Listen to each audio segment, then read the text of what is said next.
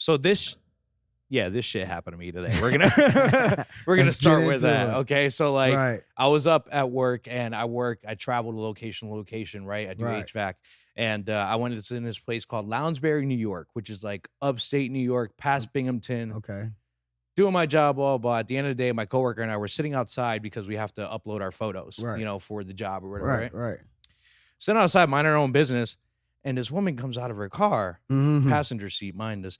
She comes out of the passenger seat, and she comes over to my coworker and I, and she goes, "Hey, I'm a good person. I want to help people. Yeah, bye.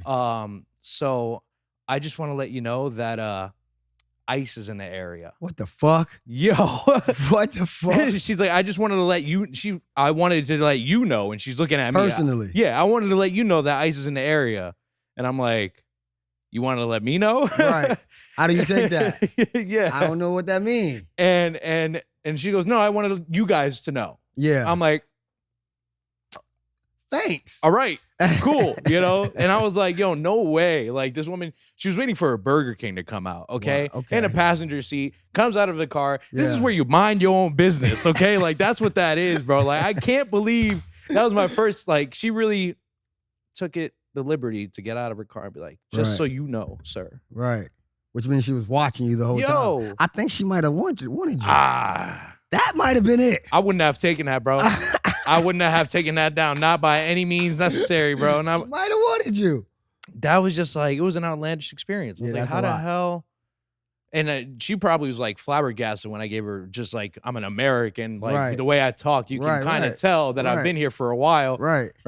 But I realistically should have been like, "Oh, me don't speak no English." You should have went along with it. That would have been so perfect. Me to speak no English. Me to speak no English. What? Yeah, that would have been perfect. So that is my story of the day. That's that dope. Someone felt that they needed to tell me that ICE was around. I don't even know if that's dope. Like I don't even know how to take that. I'm like, was that racist? I kind of felt like that. That's how I was taking it. My coworker is Caucasian as hell. Okay, he got a tan. Yeah, but he's not me tan. You know what I'm saying?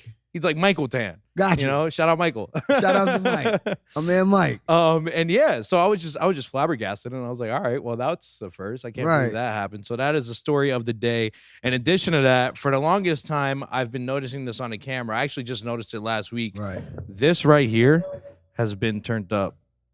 And we're just gonna turn that back. Turn it down. Because I was like, yo, that's like a 6-7 thing going on there. And I was like, yeah, let's fix that up. So if you've been seeing it, we've addressed it. It's finally back in order. Everything is uniform and perfect. So with that being said, everyone, welcome to episode 172 of the Middleman Podcast, featuring the guy, the man, the myth, the legend, Mr. Mayo. What up, bye? Mr. Mayo on the check. Mr. with an M-R, not an M-R, because my first name don't matter. That was what I was gonna ask. Yeah. I was like, why is it that way? Because Mr. spelled M-I-S-T-E-R means the unknown. Okay. Mayo is really my last name. So everything I do is for my last name. So it's like a legacy. I respect that. I respect that completely, brother. Yeah. Well, thank you for being here. Sure. I've been looking at your social media. I've been looking at your YouTube. You have a wide discography of work. You've worked with some notable people as well. Right. You've mentioned you come off tour. You got a lot of things going on. Right. But let's take it back all the way to the beginning. Okay. You have a wonderful YouTube, and within that YouTube, there are these missions. Mm-hmm. Yeah. Mayo Mission or Mission Mayo? I forgot what I titled it. I think it was Mayo Mission. Mayo Mission. Yeah. Okay. And there's a really great episode there that kind of gave me a little bit of a backstory of you, which is episode 4. Okay. Episode 4, which is you were saying the struggles of making music early on. Right. Okay. Right. And I got a little bit of a backstory about who you were and where you came from. Right. But why don't you inform the people watching who you are and where you came from? So, for the people that want to know, right? Who am I? I'm just a kid from Brooklyn trying to motivate and inspire, right? For starters. Because I feel like if you don't motivate and inspire, you kind of like in the way. You know what I'm saying? I come from Brooklyn. I come from a large family. Like, and I'm here to like rewrite the narrative. Because what I come from is like, the story of like where the average black man come from, struggle, pain, you know what I'm saying? So I come from one of the biggest drug families in Brooklyn. You know what I'm saying? Like not the biggest, but one of the biggest. Mm-hmm. You know what I'm saying? So I seen a lot growing up. And with that, I wanted to rewrite the narrative. You know what I'm saying? Like a lot of my cousins been to jail. A lot of my brother been to jail. I lost my brother too, by the way. But like I seen the average in my family go to jail. Average man. You know what I'm saying? So I wanted to be the out. I hear that. You know I hear that. Yeah. I wanted to be the out. I lost a lot of family members, a lot of friends to like gun violence. So I seen a lot. So like that was like my motivation to be like, I have to do something different. You know what I'm saying? And then growing up, my childhood friend that lived around the corner from me, he went to the NFL. One of my right-hand mans ended up going to the NBA. So like my viewpoint of life is like I only seen successful people. Like even if it was in the streets, my uncle, my dad, they millionaires in the streets. Mm-hmm. But my childhood friends, I seen them do it. So it was like, I know it's possible for real. Yeah. So that's my drive. It's like, I can't settle because I seen it happen for other people and close to me. So I know it's like, I'm one of those people too. Yeah. And I just wanted to do it the right way. You know what I'm saying? I respect that, man. Now let's dive back a little bit here, because I want to understand what it was like growing up in a family with that type of dynamic. You know, me personally, I've never been in your shoes, you know, and there's far and few in between, you know. So to see all the bad around you and want to create the good in it, you know, what was your life growing up in the household? I won't even really say it was it's bad because it's not like the adults was like, this is y'all route. Yeah. This is what y'all guys should be doing. Like, fuck no, ain't like part and self. But that's not like this is it. But I guess as being so young and exposed to things so early, it was like, I know there's more compared to the average kid. Yeah. Like when I'm going to school, I can't tell my friends what my mom and dad do. I can't tell my friends what my family got going on. Bring your parent to school day. It's none of that. Yeah. You get what I'm trying to say? I can't. Hear that. It's not that. So within that, it was like, you know what it taught me though? Like I learned a lot from my mom. Like seeing what I seen. My mom taught me hustle, and they don't teach you that. Like that's something you have to like learn going through trial. Like, but I seen it firsthand. My mom did what she did, but then she went legal. My mom had a great job. My mom had multiple fucking houses and flipped the script too. You get what I'm very trying nice. to say? Yeah. So it was like, damn, that was fly. Shit. Yeah. Like, and you big dog, man. Like I'm not. Yeah. You big dog now. So it was like that was the whole motivation to it. But yeah, it was a lot of turmoil through it all. But it was beautiful too because it helped me much. I might have matured a lot faster, but the experiences I have, the average person can't talk about. The things I've seen, the average person can't talk about. Yeah. Even good and bad because I have advantages in that too. I'm exposed to, I might have more better clothes than the average person. But my mom gonna tell me that this don't make you better. You get what I'm trying to say? I might, when I'm wearing, that's a bar. When I'm wearing Prada at 12 and 13, kids is wearing Diesel. When they're wearing Jeff Hamilton jackets, I'm wearing Vansons and NBA jackets. These clothing is $400, $500 now. I'm 12.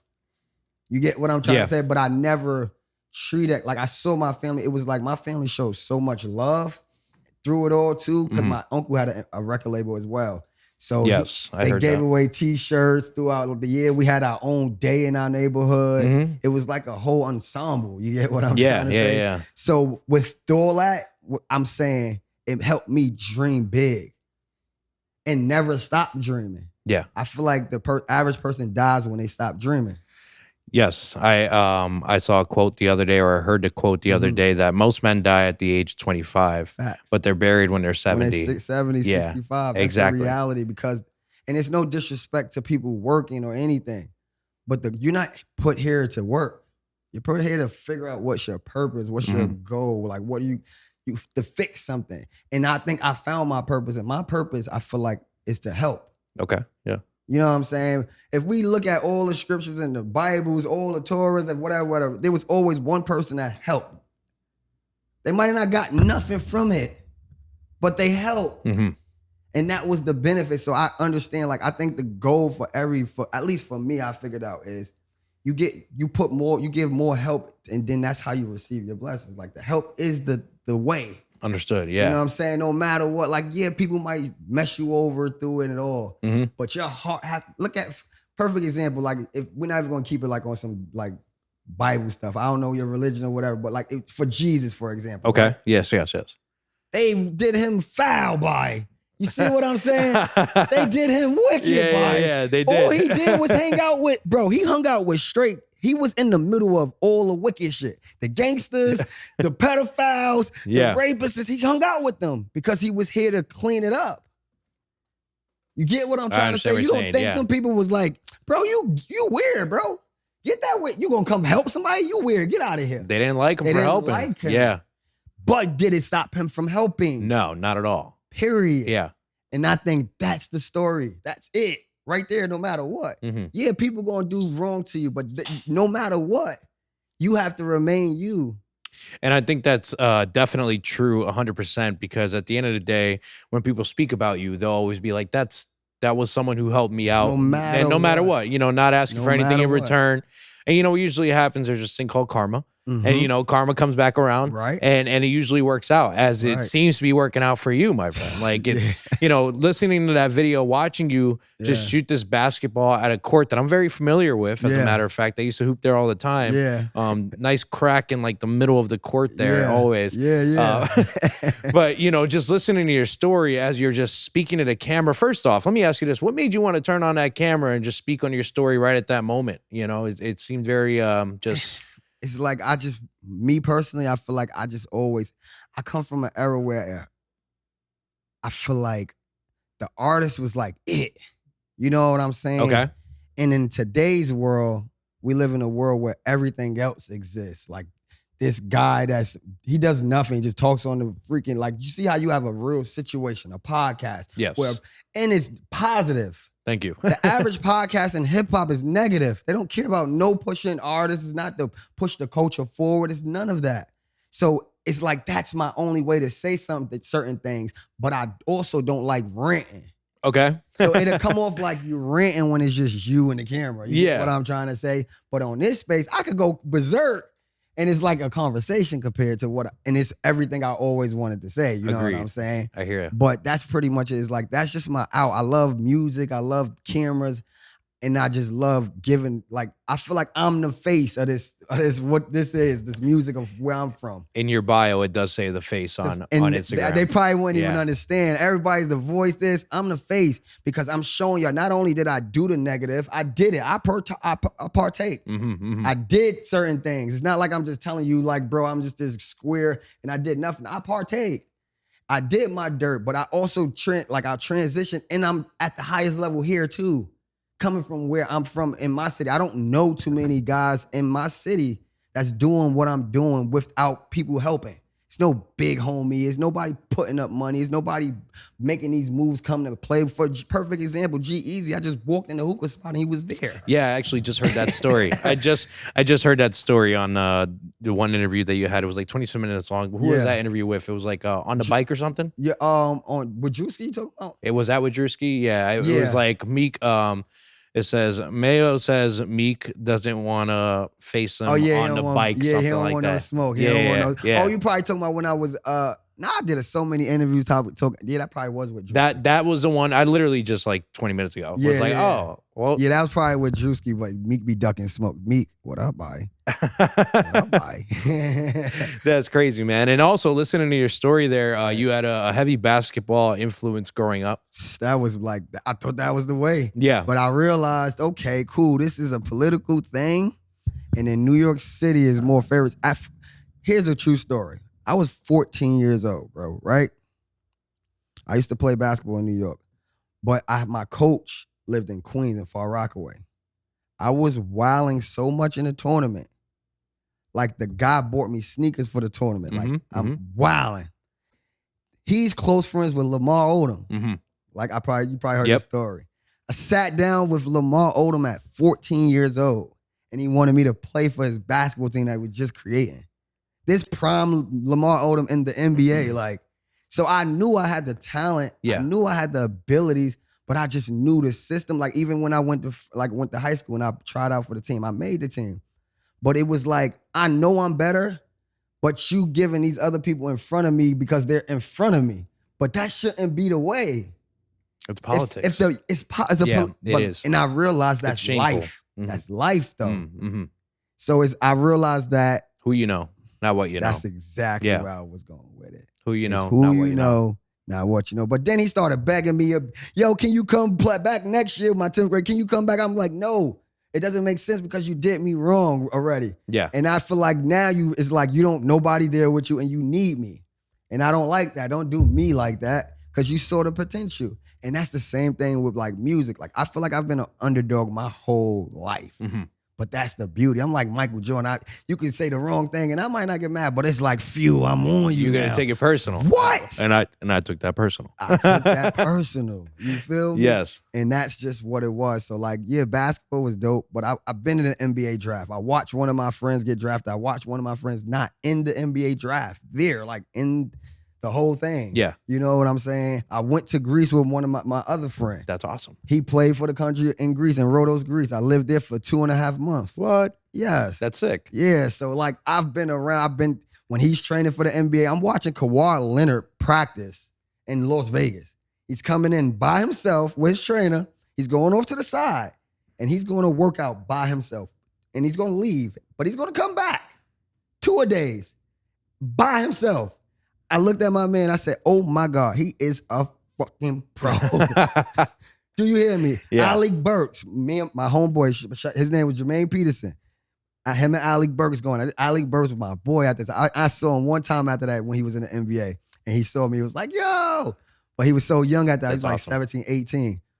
But I'm like, damn, this little dude is raw. Like, I'm around everybody. Corey Maggette was my homie. Like, shout outs to Corey. I've been trying to hit him on Instagram, too. Corey, if you see this, boy, it's me. You know what I'm saying? Tyrone Lue, the head coach of the Cleveland Cavaliers. I used to call Tyrone Lue personally. Yo, T. Lue.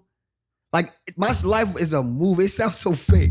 But this is really the truth of what was going on in my life. Why do you think you got there? I just think I'm just a blessed person. Like, okay. You know what I'm saying? Right place, right time? I don't even know if it's right place or right time because that's just literally my life. That's how a lot of things happen. Like, literally. I think I'm a guy that don't overthink a lot of things. Okay. So, like, how my friend was like, yo, you want to go with me to Greece? I'm like, come on. Yeah. I got no kids. I got no responsibilities. I got money. Sure, let's do it. Yeah. I'm really like a winged guy. I don't think plans work. I swear. I think... Okay, this is my thing. I think you set an end goal, but you can't plan the end goal, if that makes sense. Now vibe with me. Because if you have a plan, right?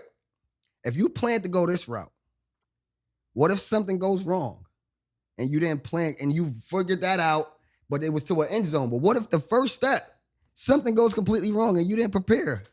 The plan is over. Agreed.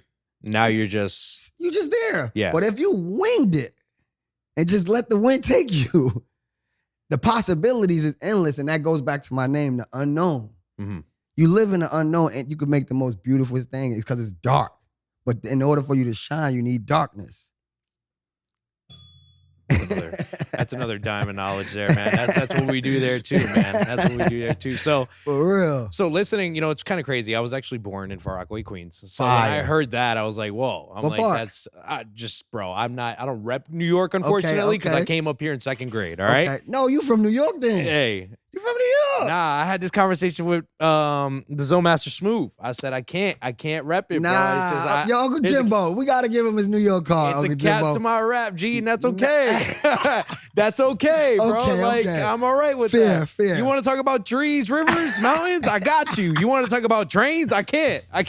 That's it. That's what it is, bro. Fair. I see a deer. I'm not astonished. People from New York, they see a deer, they stop the car. I lost it yesterday. Yeah. A deer popped out the forest. I'm like, what is going on? What's your reaction if you see a bear? Bro, I might shit my pants. Swear. That's funny, man. Swear. That's insane. Yeah, so I thought that was pretty cool. And then listening to your story even more, at some point you ended up moving to LA. Yep. You ended up moving to LA. Yep. You quit the hustle, the street hustle. 100%. And you moved to LA and you were living with Tiara Marie. Jay-Z signed her when she was 15 years old. Wow. She was supposed to be Rihanna, and Beyonce chose Rihanna. And I lived with her. Yeah. But what got me to that play was her and 50 Cent was going back and forth. You didn't finish the story. That's what was going on. So her and 50 was dissing Tiara Marie. And my homeboy at the time, he was like, he managed A Boogie and Fabulous. So he called me and he was like, I need your help. He was in the barbershop. I runs up there, he like, yo, Tiara and 50 going back and forth, whatever. Fast forward, he like, I need your help. I understand the internet to a T. I comes up with the play. I make her go viral, and Mona Scott from Love and Hip Hop go viral immediate. First post. I come over, I find a picture. It was him, 50 and 6ix9ine. Helped with the caption. My man went overboard, calling him whatever. Yeah. But it worked. He responded with his little eye wink. So it was like, okay, cool, got him. He responds back, and we just keep it going. She gains up 100,000 followers. Got to go to LA. I ends up writing the I Ain't Got It record. He bought the domain name to that. I wrote the record the first day I made it. It took her 2 months to put out the record because she didn't like it. Soon as she put out the record and went viral, 50 bought the name. He is one petty guy, I guess. Yeah, I respect it. I get it. You know what I'm saying? So I ends up flying going to LA. I'm living with her now, helping her write music and stuff like that. And that was just that. And then I ended up coming back to New York. But it was a dope experience, 100%. So you come back to New York. Prior to that, was that like one of your first like stays or at a different state and stuff like that? No, I went to Greece first. Okay, so I was already living in Greece. Yeah. So you're already adventuring at this time. Yeah, I was already running around. Okay, cool. I was already running around. But LA was dope because it was my first time in LA. And it was for what I love, for like doing music. You know what I'm saying? We go, like I'm around so much of everything because she's who she is. You know what I'm saying? She doing the Love and Hip Hop or whatever, and carrying on. So, but with LA, it helped me realize, like, okay, I got to get a little bit more serious. Yeah. Like, I was there getting serious, but I needed to put out music because now when I was in LA, I didn't have anything. Now, excuse me, I don't mean to interrupt, but were you on tour when you were in LA? I went on tour correct? the year before. The year before. My first like college tour. Gotcha. So I went on a college tour the 2018. 2019, I went to LA. Actually, 2018, I was actually supposed to be on Love and Hip Hop too. They was writing me a skit or whatever. I mean, writing me into Love and Hip Hop or whatever. It didn't work out. 2019, I go to LA, come back, COVID happened. But I have my studio. I bought my studio, got the studio. Shout outs to my cousin. Day Day. She believed in me. You feel me? She was like, yo, when I get this money, I'm going to get you your studio. You heard what I'm saying? And she really did that. And I'm still using that studio today. My mom got me the Mac, and I record from my crib. I taught myself how to record, and my music go from my crib to the radio. You know what I'm saying? That's insane, yeah. So once I got back from LA, that's all I did. I worked on music, trying to like find my sound, learn how to record so I could cut out the middleman. Because I was in a... You can't cut out the middleman. Yeah. Haha. You can't. I'm sorry. You just can't. You can't. That was clean. You can't do that. I'm sorry. That was clean. So, but yeah, that was what it was. I was trying to... Because I was in a pickle where I didn't have the finances at the time. So I'm like, I can't keep giving them $250, $500 to come record and get my music mixed. So I got to at least record it here and get it to the quality enough to where I could send my files out and save me some money that way. You know what I'm saying? Self-made. Exactly. Yeah. So that's what I did at that point. And I mean, it worked. 6 years in the lab. 6 years in the Reinventing lab. yourself. Oh my God. Learning the wheel. Oh my God. Okay, not reinventing the wheel, but learning the wheel. Learning it. And something I found pretty interesting in that video you said there, you said, I was on tour, but I didn't feel like I could compete. And you were like, not in a sense of like, you can't compete. You really tapped in. Yeah, you can't compete lyrically, right. But like, you know, you just, it was like a shift in the sound of music. Exactly. Right. So at that time, shout outs to my boy Yellow Zoo. He was going crazy. He was messing with the auto-tune. But I didn't understand it that well, bro. Yeah. I didn't understand it at all. And I'm like, the way they reacting, I need that. And that's what made me go home and learn the studio. But right soon as I came back, I wrote nothing but melodic music. I listened to Z100 for a year straight. I listened to the straight old school music for like a year straight. And I understood how to use my voice now. And I got better over time. You get what I'm saying too. So now I'm like really a dog now. But from that, I got a song with Mayo with auto-tune. I'm singing R&B. You get what I'm trying to say? I got a song with who else with that's auto-tune? Well, I got mad auto-tune songs at this point. But I had to learn that because I didn't want to get left behind. And I think that was probably one of my smartest pivots in it. And I think that's what saves me a lot in music. And that's what I'm saying about a plan. Because in a plan, it's hard to pivot in a plan because you're so locked into where. But when you winging it, you could be like, okay, this is happening. I need to shift here now. Yep. And now and now I'm able to, now it's hard to like really cut me out of music because at first I was just a rapper. Once you don't like my raps, it's like, I don't want to hear him. But now I could go and be a singer and be more vulnerable in music. And it's like, I could kind of catch you a little bit. It's more easy on the ear. And that was my whole approach. R&B is just soft on the ear. It's more pleasant. So if you could do both Drake, because you have to be able to do both. Yes. You can't remove them. That's the reality. So when you could do two things, Lil Wayne said, I do three because I make rock music. And that's the reality. Yeah. You have to be, especially today, going in today, AI can make these easy ass songs in fucking 5 minutes. Yeah. Apologies again, but FAI. I mean, that's what I was saying. You get what I'm saying? Like it's not. It's not destroying the music industry. Yeah, it is, but it's going to force artists to actually have to get talented again. Okay. Because the easy one, you can't get beat by AI, an automated, if AI is streaming more than you and they saying this is better than yours as a human, you're not that good. Mm-hmm. But now if you could push the needle now because you have to now. Understood. But that's music. You have to push that's why I feel like even 2016 was a phenomenal year with Uzi, Lil Yachty, Kodak, all of them. That's the year. That's the one that everyone talks about. I give him that, but the year I feel like the real year, I will give you that. I'm with you in 2016. Let me hear you. But we can't be disrespectful to when Drake came, Nicki Minaj, Meek Mills, Big Sean, J. Cole, Travis Scott, Kid Cudi. Is that 2012? It's like 2008, 10. All right, 11, yeah. No, you're right. You're right. Because that was the prime. biggest artist today. That was prime. That was ridiculous. Travis Scott.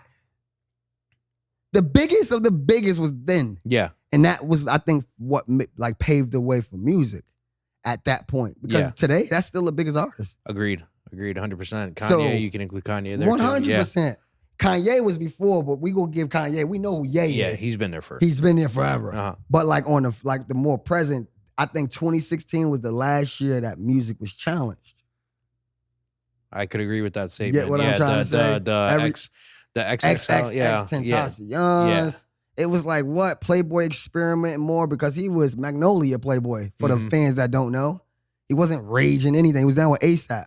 Let's tell the truth. And it was a cosign. That's what's missing, I feel like, in the game, too. Every artist that entered the game was told they was going to be the next artist by another artist. Gotcha. Today, music is told that by the labels. They don't know what they're talking about. Yeah. They're picking numbers and streams. Because they've never been in it. They don't know. Yeah. But this rapper, Lil Wayne, told you Drake is about to be the next, and he didn't lie. Eminem told you 50 Cent was coming, and he didn't lie. I get what you're saying. Jay-Z told you Kanye was coming, and he didn't lie. You said in that interview that we were referring to earlier with Drewski, you said the Spotify's, the Apple Music, right. it's all ran by the big labels. The labels. And you were saying how like the people in the labels aren't really like helping you in an actual sense of like creating music. They keep telling you got to get hot. Yeah, and what does that mean? You got to get hot. But what does that mean in 2026?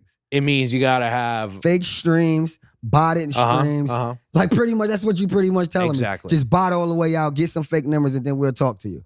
But that's not real. And I think that's why every TikTok, for the most part, I don't know a successful TikTok artist that popped from TikTok. You're right. Because if you have a concert, no one's going to be there. You know why? Because they're kids that's listening to them. Kids don't have no money. So label, let me talk to y'all for a minute, right? Let me explain something to y'all. When you are dealing with TikTokers, TikTok rappers, their fan bases are kids, bro. You understand? Kids don't have no money. They have to ask their mom for their credit card. They have to ask, Mom, can I come to the show? They have to wait. They're in school. There's no way to get to your shows. And they don't have no money again, so you have to throw a free event. So there's no profit. So there's no way to make the money.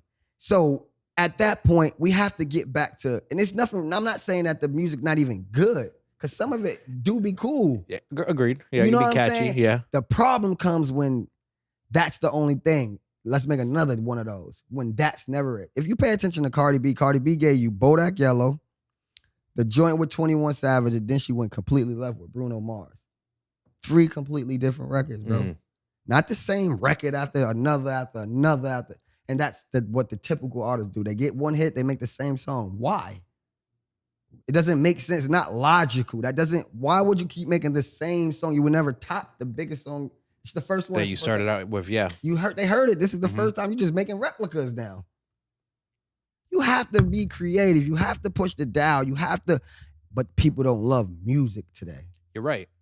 That's the problem. We had a conversation, and one of those statements that I said was, we're not listening to music like we used to before, right? We hear one song, we like it, we might add it to our playlist, but we're not going to go to your album. We're not going to go to your profile. No. We're not going to go follow up. And you our favorite. That's scary. But I know why is that, because you could go on Instagram and see him today. Mystique is an important thing. It's cool to be, like, they wanted to be mysterious. Like, it became like a mysterious era. And it becomes very, what's the word I'm looking for? It's just like off-putting, bro. We want authenticity. Right. You can be mystique. Michael Jackson was mystique. He wasn't mysterious. But Michael, not Michael. If Michael ain't had a 5, which is the truth. But that's a double, too, because Michael Jordan won't be. Michael Jordan. Come on. I didn't even peep that. Come on, dance with me. My fault. Hold on. Yeah, that's, wow. That's like, yo. You feel me? Michael Jordan is Michael Jordan wholeheartedly, respectfully, but he needed 4 other players to play the game to become Michael Jordan. Correct. So no matter how much he's good, you can't really say he's that good because he's playing with people. Michael Jackson was established with the Jackson 5. Yep. And he never toured without the Jackson 5. You know why? Because those are the big dogs. Yeah. Yeah. Yeah, Mike could go perform his individual songs, but who's singing behind him? And if you don't know, that's from Yo Baii. Yo Baii. By Mr. Mayo here. Yes, sir. Dude, real quick sidebar. I want to know where the term Baii comes from. Okay, so that's really like, when we was kids, that's like Bed-Stuy lingo. Okay. So we had things like, we'll say Yo Baii. It's like, yo bro today. Yeah. It's yo bro. So we had words like looted. Like, yo bro, you might be telling a story. I'll be like, yo, you looting it, Baii. But looting it mean like you lying. Yeah. Like you lying, Baii. Like, you know what I'm saying? We say for girls, like that's a honey Baii. She the honey. Wow. We got honeys Baii. I love it. You get what I'm saying? Lingo, yeah. We had our own lingo, and it was just like embracing it again. It's like, fuck it. I'm talking like how I talk from here, Baii. Yeah. Yeah, like that was the shit. So that's what it was. We used to joke on something like, you dirty, you filthy. I remember one time my homeboy told my boy, he was kind of chubby. He said, you dirty ass, you stink ass. He said, you so fat you woke up 3 flights of stairs talking about you tired. Oh, yo, did you hit your head? Damn it, man. But it was worth it. That was so funny. We said this before. We are not an insured podcast. Can you continue? Yes. Are you good? I got a slight concussion, but I'm okay. Not the freaking concussion, bro. Damn. You know who else did that? Who that? Zoe Master. From Brooklyn. Yeah. Makes sense. Yeah. We energetic from the city. That's the energy. We be so like, legit. You guys bro. are wired, man. You guys are doing it. That's so much fun. Yeah. So, you get in a lab 6 years, right? 6 years, you're studying, you're learning how to evolve your music. Okay. We're talking about like just different sounds of music, right? Mm-hmm. How do you go about picking your music selection? Do you work with multiple producers? Do you self-produce these beats? Okay. How do you go about that? Because that's a great question. And I apologize. It just dawned on me. Thank you for having me here for starters. Of course, brother, yeah. For starters, my apologies. But for music, I make mood music. So it goes back to me being able to record myself.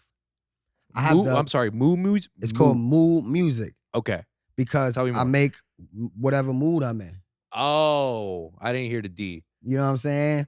Pause. So if today If today, yeah, pause. Pause. Yeah, pause. Damn it. Sorry. You're good. But so say today, if I'm happy, I might make that kind of record. If I'm in pain, like feeling like a little down, I might have made that kind of record. If I feel like, I want to talk to the ladies, I'm going to make that record. But that's what I'm trying to say. The ability of having my own studio and being able to record myself, I can. You might not chance it spending $300 to go to the studio and make that kind of record. You might not want to go take a chance and because I don't know. Mm-hmm. But with me, I can try anything. And endless amounts of combinations. Endless amounts of combinations. I got what's her name? Dang, what the freak is her name? Oh, shoot. When it comes to me, I'll let you know. It's bothering me now. Damn. Shoot, Amy Winehouse. I got an Amy Winehouse type beat. And I get my production. It's unfortunate, but I go to YouTube. Yeah. Because I feel like I love producers. And like, shout outs to my dog, Ron Browse. Ron Browse is actually producing the record I got right now. Because for one of them things on YouTube, I made a song on a beat and they sold it before I could get it. Mm. So, but YouTube, because again, I could just think of what I want to hear. Okay, I need a pop beat because I want to make a pop song. Yeah. Okay, I want to make an R&B beat, so I'm going to chase these. Maybe no straight pianos, acoustic guitar type beat, piano and dark drums. It's a variations of, I might have put, I got Playboy Cardi records, Playboy Cardi and maybe Destroy Lonely type beat. Yeah. You might have put those Raw Wave and Little Durk. Like you just mixing combinations to try to find a sound and find a record. You feel what I'm saying? I hear that, yeah. And at that moment, whatever I feel is just what I'm going to say. Are you a punch-in type of? Facts. Okay. I haven't written in probably like 6 years since I learned how to record. Yeah. Because it was like, now I feel like music is feeling. It's not words. You know what I'm saying? Mm-hmm. But we put in the words, but when you like, punching in is like, or it's like that feeling you really got right there in the moment. When you writing it, you might have said it 100 times and now you're saying it that way. But when you go to record it, it's not going to sound the way you're saying. You got to alter your voice a little bit. Gotcha. Because you're behind the mic now. You get what I'm trying to say? So with that, it was like, at times, this is what I say I might have done. Like I might jot down maybe like the first line or the second line if I can't really come up with nothing that's going to be like, ooh, I love that. I might jot down the first line, the second line, and then I'm rolling. You know what I'm saying? Mm-hmm. Just to see it. Yeah. But deep songs, sometimes I want to write, but I haven't, it was just more feeling of lately. You know what I'm saying? I mean, it's working out, man. And it's working. It's definitely working out. And to know that, it's like, that was like your natural gift as a person, as a musical talent. You know, you had to learn probably everything else on the side, but just within you, also with the backstory that you have, being able to pull from that and just like really get in tune with what you're feeling at that moment is kudos to you, and it's definitely going to take you a long way, and it has. It is. You know what I'm saying? Like, for sure. You did shows with Hot 97. That's like, come on, that's one of the most prominent ones that we know of, right? I lived on Hot 97. Shout outs to DJ G-Eazy. I was on that a million times. DJ Enough played me. Been on Power 105, DJ Self, DJ Will. And you just like send them in, right? You just kind of. I'm moving a little bit. Like I'm really moving. So when I'm seeing these people, I'm asking, yo, what up? Let me get on. Because I'm really actually doing something. It's not like I'm begging at this. I don't look at it like I'm begging. I feel like I'm doing the work. So if I ask and it makes sense, it should make sense. You get what I'm trying to say? I get what you're saying. Yeah. Like G-Eazy, he might not play every record, but if he liked the record, he plays it. You know what I'm saying? But like you said, I came over tour with Sleepy Hollow and Chef G last year. Sleepy just came home, free Chef. That's awesome. That was fire. Yeah. I'm performing in front of 1,500 people. And man, 1,000 people. That was just kind of, all right, can I ask how you networked your way into that one? Okay, Drewski. Okay. Again, so gotcha. Drewski invited me to the show, right? So when I came, the guy that ran the show, like that's working with that own Winner Circle, White, he knows my uncle. He don't know him, like he knew him. My uncle's a big deal. Yeah. He like, what you doing? You getting on it? I'm like, again, right time, right? All I did was just go to the show to go watch them. Yeah. And he told me I could get on. Literally. Wow. That's what I'm trying to say. Incredible. I'm not overthinking. But guess what? I drove 7 hours to Cleveland just to see the show, and I knew my boy was DJing. But doing that got me the moment. You see what I'm trying to say? And that's what I'm saying about that wasn't planned. Putting yourself in the right room is important, it seems. It's very important. That's the most, like, when you love it, you have to chance it. You got to risk it a little bit. Forget a little bit. I feel like if you chasing your dream or doing music, you have to be delusional 7 days a week, 25/8. No escape. It's no escape. Not even out the fire escape. Not even a fire escape. You have to be locked in. And it's so crazy, but it's true because the same people, think about the guy who created a plan. Nobody believed it was going to work. He was delusional. He kept doing it, made it, and it worked. It's different than anything else in life. They're going to call you crazy or you don't know what you're talking about because you haven't done it. But when you did it, they're going to be like, yo, they're going to brag about knowing you. Type shit. You know what I'm saying? That's where, yeah. Brag about knowing me. I like that. But right in the moment, say I'm crazy, but what I'm doing more than you. And it's not even a competition, and you can see it. That's what I'm saying about the pivot. Like, it's all about the up. Like, what are we doing? If we ain't moving up, we wasting time. Exactly. You know what I'm saying? Yeah. And I feel like from where I'm from, I know I'm motivation. They might not say it all the time, but there's not I don't know. Like, I don't know nobody from the city. And this is like with most respect. That people who are moving are signed up. I'm doing the same thing these sign acts are doing I'm not signed. Independent. I'm independent. I got records with G-Eazy, Little Mama, Mayo, Ron Browse, Sturdy Young and Miz and Billy B. Freaking Did we talk about that track? Yeah. That track is fire. Appreciate that. In the music video. Yeah. Shout out Wonton. Shout out to my boy Tom. Shout out Wonton, bro. He like bodied that. That's fire, dude. That video was 20,000, by the way. That one is called What's Good. Yeah. Okay. What's Good. The sample is French Montana. Yep. Fuck. I lost it, bro. Fill me in. It's a very popular song. All the way up. All the way up. Yeah, all the way up. Yeah. So, first of all, man, that music video, the production style, right? You went to three different states, three different states, three different locations. Facts. How long of it? Let's talk about the music video, and then I just want to know how long it took you to put that all together. Man. Okay, so bet, right? So I made that song. So it came out in I forgot when, like September or somewhere around there. I had made it in March, right? I worked on getting Billy B on it first. She jumped on it. I had it already on the radio once she got on it, right? I saw them getting hot. I wanted Zeddy at first. I tried him. Zeddy was like, he not doing nothing. He in album mode. I'm like, cool. They popped up on a song. We got me tripping. I said, ooh, I need Sturdy Young and the Miz, boy. Yep. Just so happened, long and behold, they doing a concert with DJ Drewski in Brooklyn. You see what I'm trying to say? Yeah. That's what I do. I go. I see they manager because, like, I was already around them, though, because I was with Drewski one time and we was in the studio.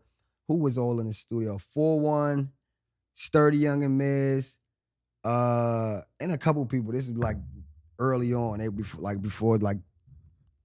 is before I got that. Yeah, I had saw them already. It was all of them in the studio, and then so I already knew who to identify with. Yeah. So when I seen him, because I knew I couldn't talk to them. When I seen him, I'm like, yo, I need to talk. I need Sturdy Young and Miz by. Yep. And I started talking. I'm like, I got this amount. Like, I paid for that one. I'm like, yo, I need them. No, I need them for this. And it panned out. They came to the studio that night, bro. Literally. I met them I told them that day. They was to the studio by 11 o'clock that night. We knocked out the song. And then it was like, okay, now video. Now video, yeah. Now video. And this video, you start in New York, then you go to Philly. First of all, you're in a helicopter in New York. Helicopter in New York. That's awesome. What are we talking about? Like, I can only imagine a budget of this music video, to get it all done and to make it as pristine as Wonton. You did your thing, bro. Respect. Yeah, Wonton bodied that. Wonton bodied that. He's cooking with that for sure. And it seems like you guys work often. So yeah, that's my boy. Good. That's respect, my boy. Respect. Facts. Going up together. I love Facts. that. So, you start in New York. It's so aesthetically pleasing. You're in a chopper. And then next thing you know, you're in Philadelphia and you're at a roller rink. But it was an Easter egg in there. you might have missed somebody that was in there that you did. Like he wasn't on the song, but he was in I mean, like just skating. Okay, I did. What's his name? That got the bop right now. Dark from Philly too. Why I can't think of his name. I can't think of the name either. Man. Michael, do you got the one that just came out, like the 80s one? The 80s bop? No. He got Camden bop. Dark skin with the white chalk on his head. Why I can't think of his name right now? I can't think of it either. Oh my God. If you do I'm talking about, babe. He got the oh my God, I can't think of. I get his name. It's on my. Why I'm so disappointed in myself. Why the fuck I can't think of his name? Oh my God, I just said it to myself. I can't think of. I come back to it, but he was in there just skating around at the same time too. But like, yeah, that video that costed a little bit. That was like a $20,000 video.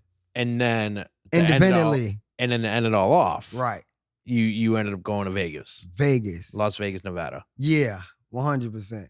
And that's when I shot the G-Eazy video too. Yeah, in that same 3-day span. I flew to Vegas to shoot that and then drove to LA. So putting that video together, making it happen, did it really take 3 days? Did you do one day in New York, one day in Philly, one day in Vegas? More than 3 days. How long did that take? So the first part I shot was Billy's part.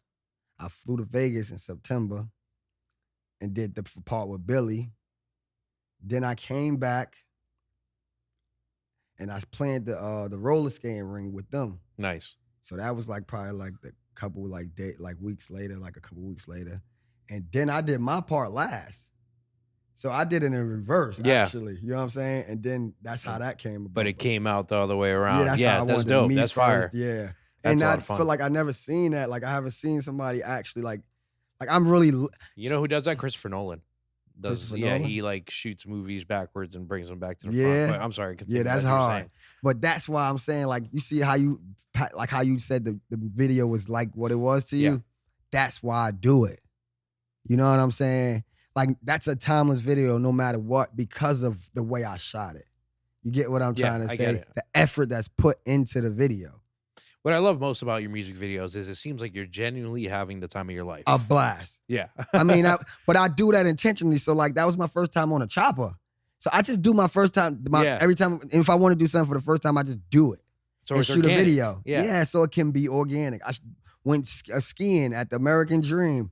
I shot a video with there. I'm going there tomorrow. For real? That's to do that. It's so fun, bro. I love it. It's so fun. Here, let's tap into tea time. Not brought to you by, but inspired by Arizona Iced Tea. Here we go. Cheers, my good man. Some ASMR for the people. Here we go. Let's get it. That's a snap, crackle, and pop. I got half and half. You got sweet tea today.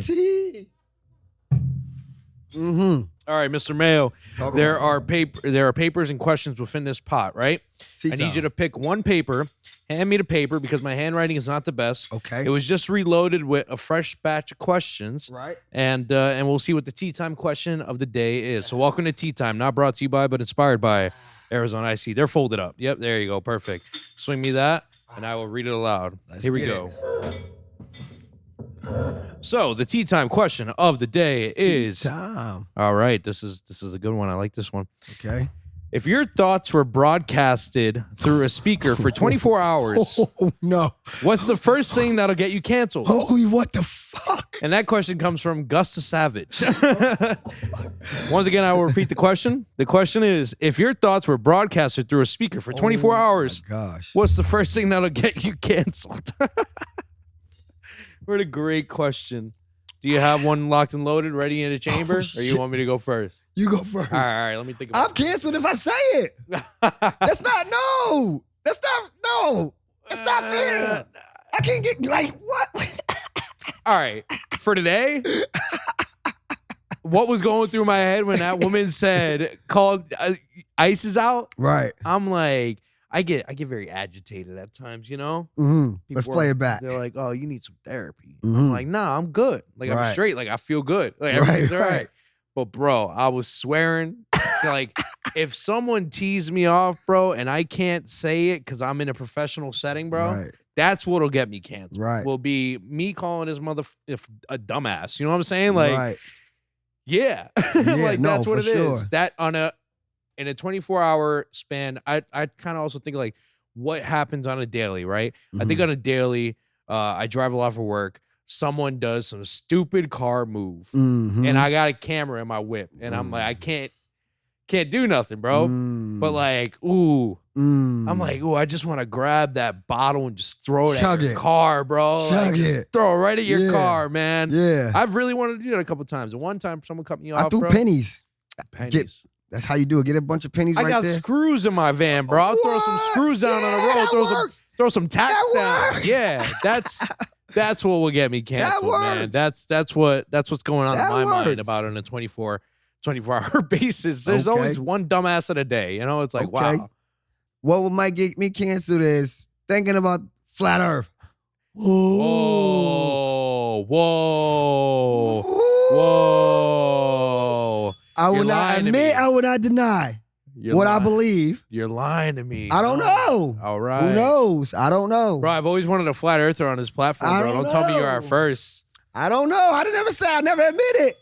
I'm just saying what can and what may. You know? Or maybe, what about Antarctica? Who knows? All right. Whoa. What's going on? Order in the court, please. Wait, what's happening? Allegedly. I watched a lot of Allegedly, dragons are real too. That's what they said. Yeah. Holy hell. Aliens, wait, what's going on? All right, now aliens. Whoa.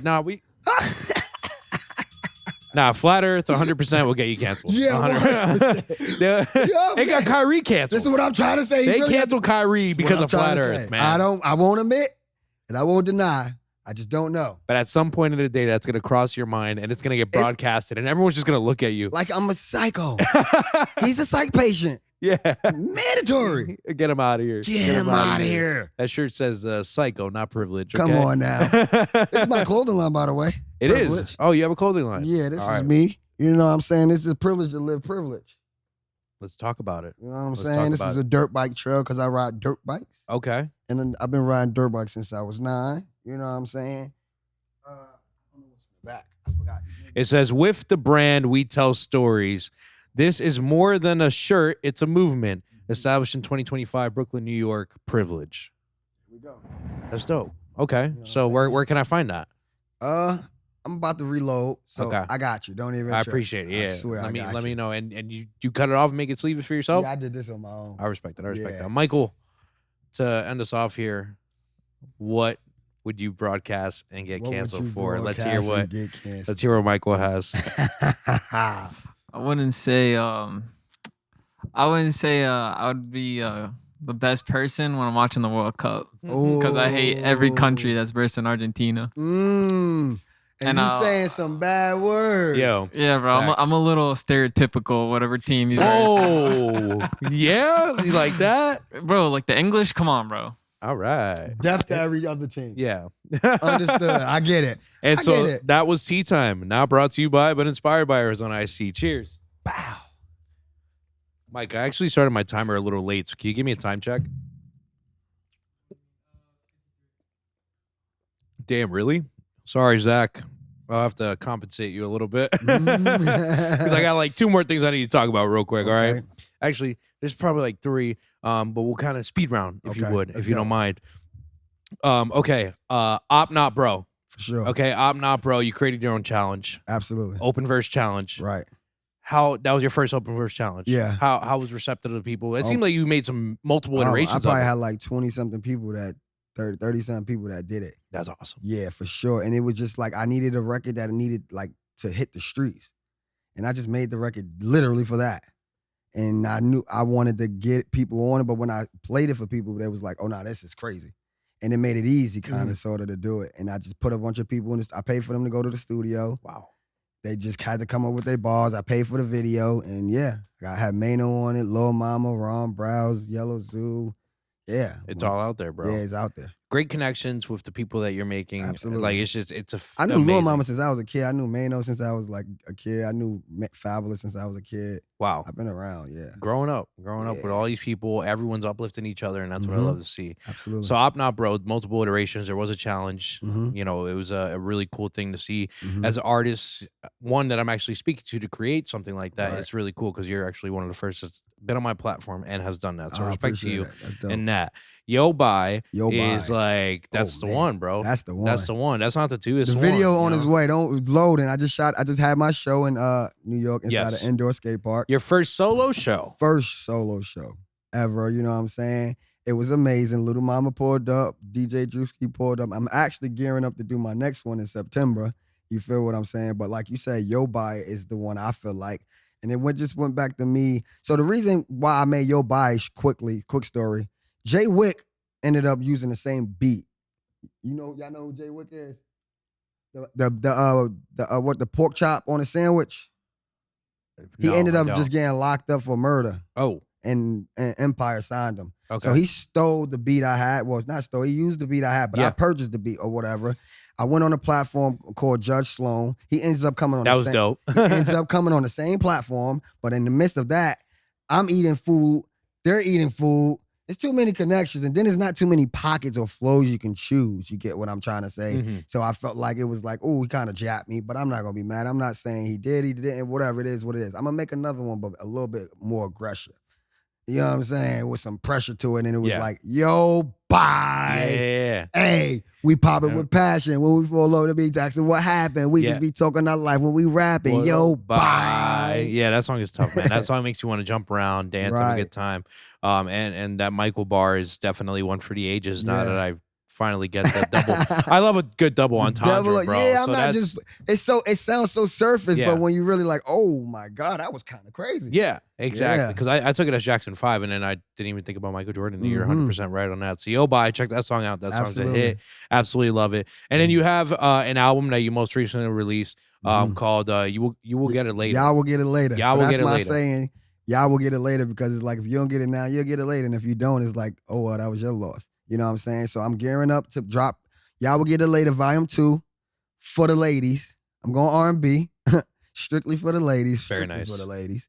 And yeah, that's coming. I think I'm going to drop that September, like for my birthday. So people could expect to be outside their ex-girlfriend's house with a speaker and a microphone. Oh yeah, we going viral singing for this I love. We need them to, you know what I'm saying? Yeah. She might have broke up with me, but I ain't break up with her.